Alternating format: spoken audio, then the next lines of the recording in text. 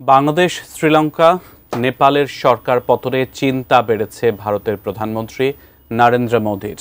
পরপর ৩ প্রতিবেশী দেশের এমন নাটকীয় পালাবদলের ঝড় সীমান্ত পেরিয়ে নয়াদিল্লিতে আছড়ে পড়ার শঙ্কায় বিজেপি সরকার। সম্ভাব্য পরিস্থিতি মোকাবেলায় এবার আগে থেকে সতর্ক অবস্থান নিতে শুরু করেছেন নরেন্দ্র মোদি। বিস্তারিত আরিফ হাসানের প্রতিবেদনে। গত ৩ বছরের মধ্যেই দক্ষিণ এশিয়ার ৩ দেশ বাংলাদেশ, শ্রীলঙ্কা এবং নেপালে ক্ষমতার নাটকীয় পালাবদল দেখেছে বিশ্ব। ৩ দেশের আন্দোলনের ধরনও অনেকটা একই রকম। বিশেষ করে সাম্প্রতিক ঘটে যাওয়া নেপালের জেনজি আন্দোলন যেন ২০২৪-এ ঘটে যাওয়া বাংলাদেশের ছাত্র আন্দোলনের প্রতিচ্ছবি।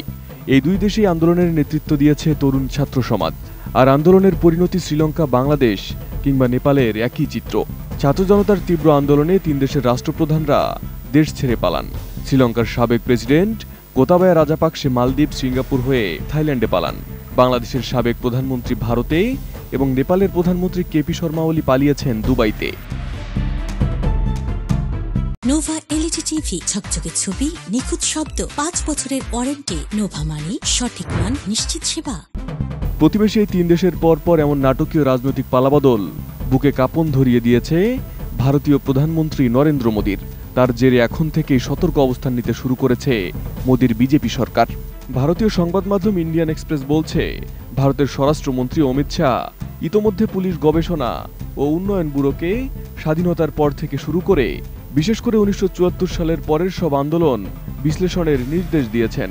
এর প্রধান লক্ষ্য আন্দোলনের কারণ, আর্থিক উৎস, ফলাফল এবং পর্দার আড়ালের খেলোয়াড়দের খুঁজে বের করে একটি স্ট্যান্ডার্ড অপারেটিং প্রসিডিউর তৈরি করা। অমিত শাহ জানিয়েছেন, Enforcement Directorate, Financial Intelligence Unit, Central Board of Direct Taxes CBDT সহ আর্থিক গোয়েন্দা সংস্থাগুলোকে সম্পৃক্ত করে আন্দোলনের অর্থায়ন নেটওয়ার্ক খুঁজে বের করতে হবে। একই সঙ্গে এনআইএ, বিএসএফ ও এনসিবিকে স্থানীয় প্রেক্ষাপটে আলাদা কৌশল তৈরির দায়িত্ব দেওয়া হয়েছে। বিশ্লেষকেরা বলছেন, সরকার যদি এটিকে কেবল নিরাপত্তা কৌশল হিসেবে সীমিত রাখে তাহলে তা কার্যকর হতে পারে।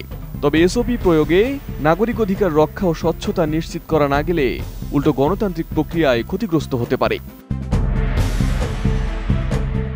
মূলত টানা ৩ মেয়াদ ধরে ভারতের ক্ষমতায় রয়েছে নরেন্দ্র মোদী নেতৃত্বাধীন বিজেপি। এ সময়কালে সরকারের নানা সিদ্ধান্তে দেশ জুড়ে তীব্র জনরোষ সৃষ্টি করেছে। সংখ্যালঘু মুসলিমদের উপর বৈষম্য, নাগরিকত্ব সংশোধনী আইন, কাশ্মীরের বিশেষ মর্যাদা বাতিল, কৃষক আন্দোলনে সরকারের কঠোর অবস্থান এবং মানবাধিকার লঙ্ঘন, এসব ইস্যুতে জনগণের বড় অংশের অসন্তোষ প্রকাশ পেয়েছে। একই সঙ্গে বেকারত্ব, মূল্যস্ফীতি পরিস্থিতিকে আরো জটিল করেছে। আর তাই প্রতিবেশী দেশগুলোর ক্ষমতার পালাবদল নরেন্দ্র মোদীকে ভাবিয়ে তুলেছে এবং ভারতে এমন কিছু ঘটার আগেই শক্ত প্রতিরোধ বলয় সাজাচ্ছেন নরেন্দ্র মোদী। তবে বিশ্লেষকরা বলছেন, অধিক কঠোরতা হিতে বিপরীত পরিস্থিতি ডেকে আনতে পারে, যার বড় উদাহরণ বাংলাদেশের সাবেক প্রধানমন্ত্রী শেখ হাসিনা, যিনি ক্ষমতায় টিকে থাকতে হয়ে উঠেছিলেন ভয়ঙ্কর স্বৈরশাসক। তার সেই জুলুমের দেয়াল ভেঙে দিয়েছে ২৪-এর ছাত্র জনতার গণজাগরণ। Arif Hasan, ATN news.